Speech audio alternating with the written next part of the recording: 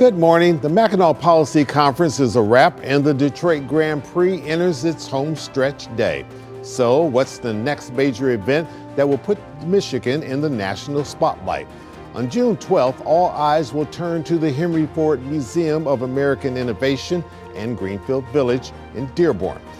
It's America's largest indoor-outdoor museum complex, visited by nearly 2 million people each year.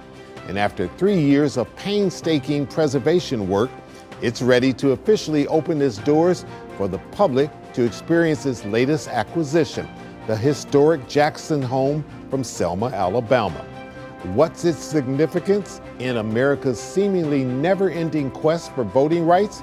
We'll ask our guests on this special edition of Spotlight. Patricia Meridian, president of the Henry Ford, Amber Mitchell, its curator of Black history, and attorney Spencer Overton, the Patricia Robert Harris Professor of Law at the George Washington University in Washington, D.C., and also a Detroit native. It's Sunday, May the 31st. I'm Chuck Stokes, and this is Spotlight.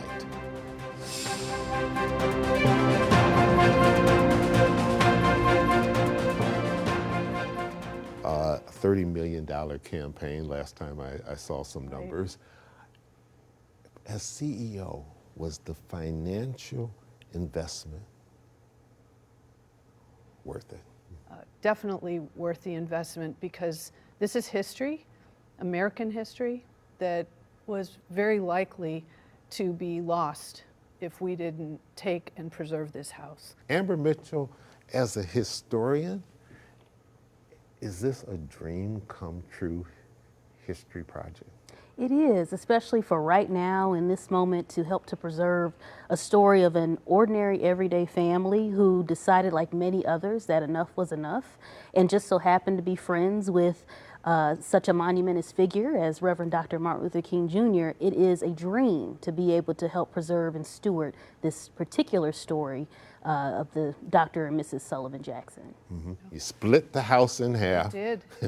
put it on these trailers, carefully drove it all the way here. Yeah. Go back for people who don't know the story. It was February of 2022, and we had a call out of the blue from a woman named Joanna Jackson, and she very passionately over a Zoom call described the house that was her family home that she grew up in, and basically told us everything that happened in that home. And at the end of the call, I very politely said to her, well, Joanna, this is very interesting. What are you asking, and how can we support you? I wasn't sure what she wanted.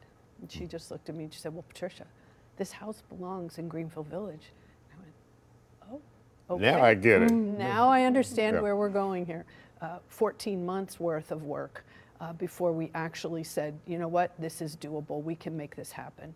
And it wasn't until April of 2023 where we actually came to an agreement with Joanna. And tell people in a nutshell why that particular home is so historically important to this nation. Sure. So in 1965, at the height of the voting rights movement in Selma, Alabama, a couple, Dr. Sullivan and Mrs. Richie Jean Sherritt Jackson, opened up the doors to their home to their close personal friend, Reverend Dr. Martin Luther King Jr., and who at the time was the president of the Southern Christian Leadership Conference, as they were coming into Selma to be a home base for his organization.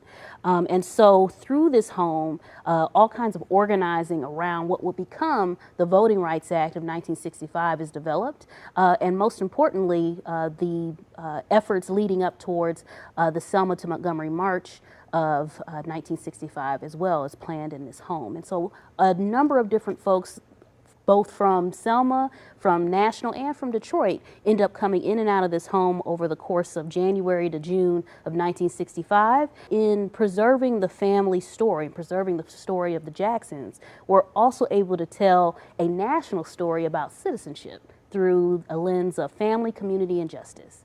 And so we are very excited to be able to take a new look at a story that I think a lot of people think they know, but look at it from a different kind of lens.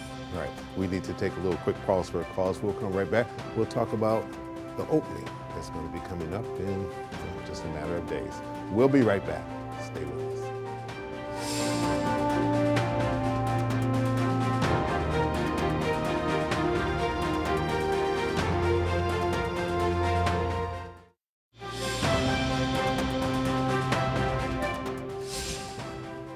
Patricia Meridian, you've got a big grand opening coming up. We do. Give us a little peek preview of what to expect for the public. We're opening to the public June 12th.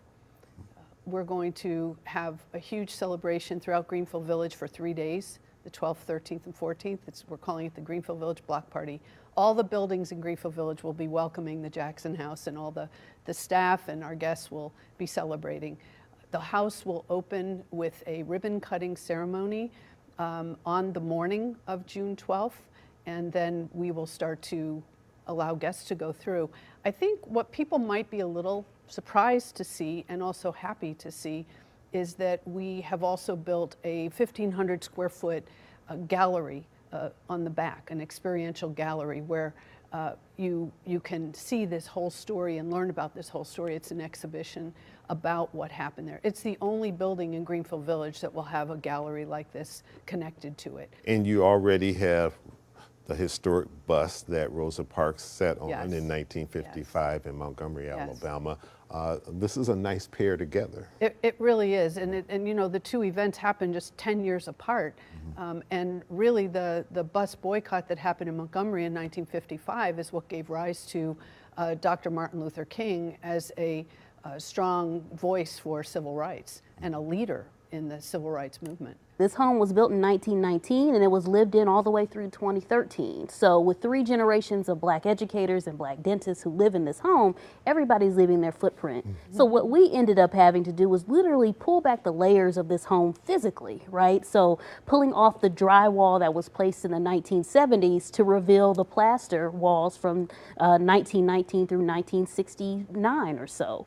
Looking at pulling up the more recent carpeting from the 2000s to find literally threads of polyester, wool, the colors, just to be able to understand, okay, well, we know Mrs. Jackson redid the home according to her narrative, The House by the Side of the Road, that she has been guiding us with.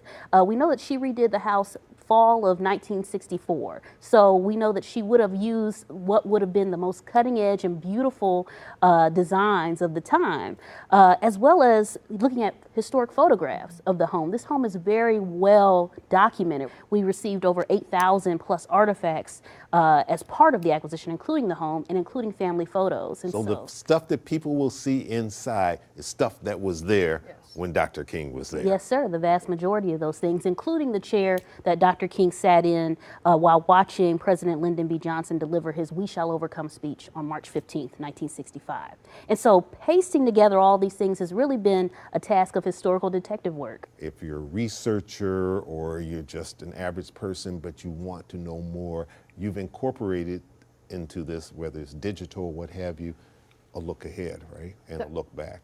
So everything we say that we do at the Henry Ford is with an eye from the past, but a look towards the future. I often like to tell people, yes, we're an American History Museum, but we're all about the future, because people can learn from the past. And in preserving this story in this home with authentic artifacts and an archive collection that came with it, people will have the opportunity to research, to study, to understand the story. So connecting the dots between the bus and the With Liberty and Justice for All exhibition, all the way to other Black heritage sites that are dotted throughout Greenfield Village, is an important way to really tell this very American story.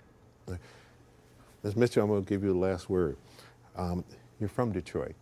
How proud are you to be back here to be the curator of Black history at the Henry Ford? It is a real honor. And a Wayne State University grad. And a Wayne State grad, absolutely. It is a real honor to be able to share the talents that I've cultivated since graduating from Wayne State, to be able to tell stories of the blackest city in the world, Detroit, a place that has always been at the center of my universe, as well as to be able to showcase to the world how critically important the stories of not only just Detroit generally, but Black Detroit is to not just our city and our location, but to the entire narrative of the United States.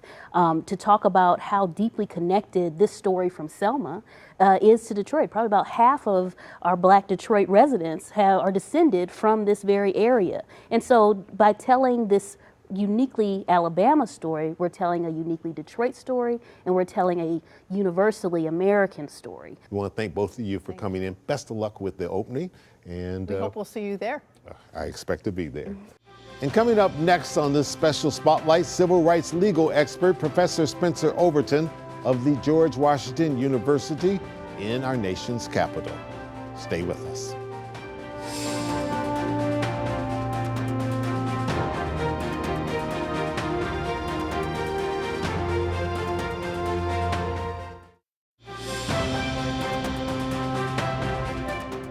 All right, you were born and raised here in the city of Detroit, grew up here, educated here, and as a kid you went to Greenfield Village, so you have those memories as well. But I think a lot of people don't know your specific connection to the Jackson House and to some of the family members. Tell us a little bit about that. Chuck, I'm a voting rights professor, and I was down in Selma for Jubilee, the celebration of Bloody Sunday.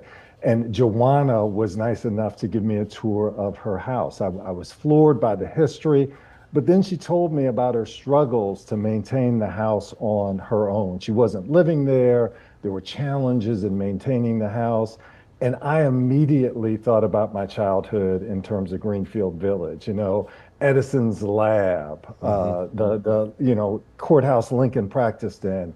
And I just thought that Greenfield Village would be a wonderful place here. So she basically reached out on her own to Greenfield Village and established a relationship with Patricia, and they moved the house. So I'm so thrilled that she did that, both in terms of Greenfield Village and it recognizing the contributions of the civil rights movement. It already has the Rosa Parks bus, but this is the first major structure here, and also for Joanna in terms of preserving this legacy. Professor Overton, what is it that people should be concerned with right now in terms of this Jackson House being smack dab in Dearborn and the historical significance of it as it relates to some of the legal issues that we are facing in America today and that essentially are making headlines today? There are two laws from 1965 that grew from this activism in Selma that are responsible for our modern diverse democracy. One is the Voting Rights Act, which reduced discrimination in voting. But then there's also the Immigration and Nationality Act of 1965. The same members of Congress that voted for the Voting Rights Act voted for the Immigration and Nationality Act a couple of months later. And that law reduced racial discrimination in immigration laws that had previously heavily favored immigration from Northern and Western Europe. So Chuck, these two laws together transformed our nation. In 1960, the population was only 15% people of color. Now it's over 40%. In 1960, the US House was less than 3% of color in terms of the members. Today, it's almost 30%. So these two historic laws that grew out of Selma and that movement here, they really transformed our country. And one, as you mentioned, is, under attack right now or has been under attack. All right, we need to take a quick little break. When we come back, I want to pick up on some of the civil rights cases that are going on today that have reached our United States Supreme Court and are having an effect on terms of redistricting or the change of redistricting all across the United States. We'll be right back with Professor Spencer Overton of George Washington University Law School. We'll be right back.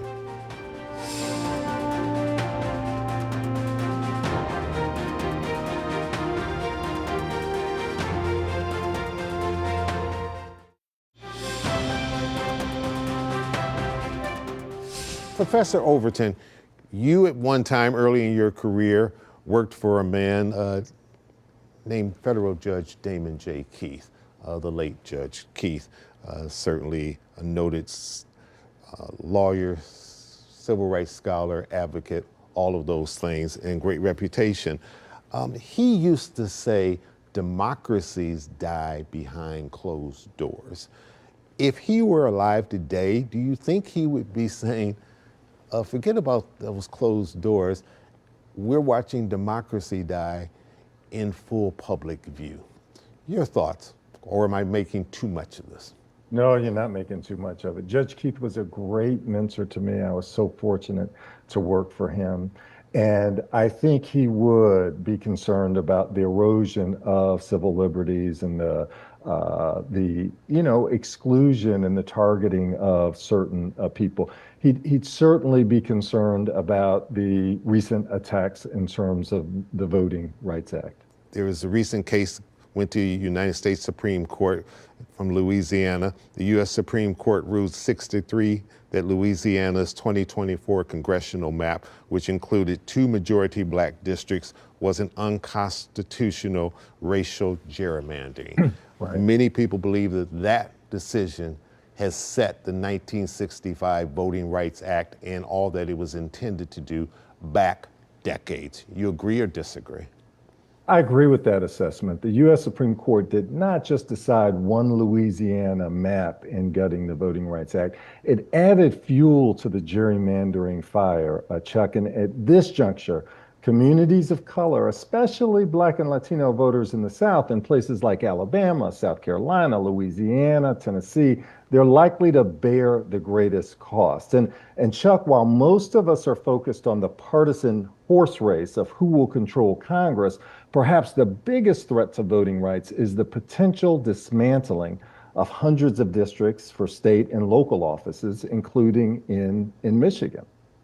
Your critics would say the 1965 Voting Rights Act, while it may have been well-meaning and intended when President Johnson and Reverend Dr. Martin Luther King were having those great conversations and great debates, has gone too far.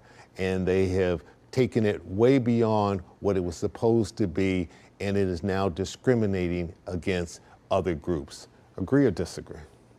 I disagree. I mean, even in Louisiana, African Americans, black voters voted together, and they were about 1/3 of the population, but they only had 1/6 of the congressional delegation here.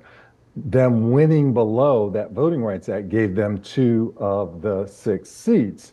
And then the Supreme Court pushed that back. So this is really about underrepresentation of particular communities and not having a voice and not having a say. This isn't about giving voters extra benefits or more power than others. It's really preventing politicians from manipulating voting lines so that they can shut out groups, so that even though a group may have 1/3 of the votes, they either have 1/6 or 0 of the political influence and power. Will the Supreme Court be the final say in all this, or does Congress have a role to play that perhaps they're not doing, or the American people? Well, right now, I think we're in this spot where an America of the past there's some cultural anxiety, and they're pushing back against an America of the future through gerrymandering and other devices. Unfortunately, I think that this opinion is going to be devastating for communities of color. We've just seen a groundswell throughout the country of gerrymandering in terms of dismantling of congressional districts. We could see Latino representation in places like Texas and Florida halved.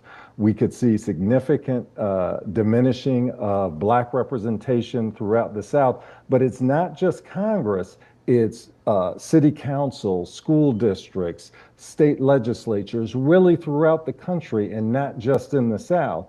Even in Michigan, where there's an independent redistricting commission for state legislature, the commissioners may be concerned about Calais, and as a result, prevent certain communities, Black or Latino communities, from having representation. So I think that we're in this difficult spot. Now, as we look forward, Congress could play a role. Congress could play a role in terms of fair representation. About half of the countries in the world use a concept called proportional representation, which means that your group's share of the votes is about the amount of legislative seats that you get. So if you're a third of the votes, you're going to get about a third of the seats in the legislature if you vote together.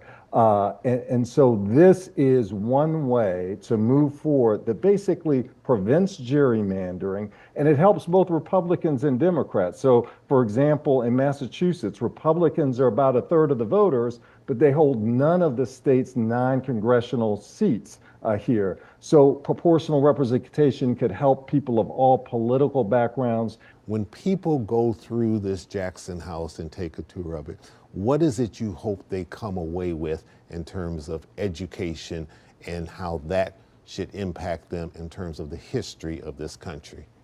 Yeah.